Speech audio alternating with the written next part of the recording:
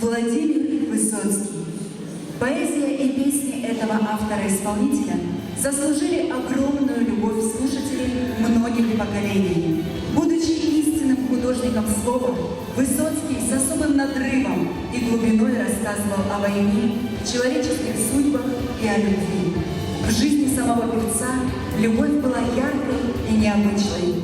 Его роман с француженкой Мариной Влади был у всех на устах.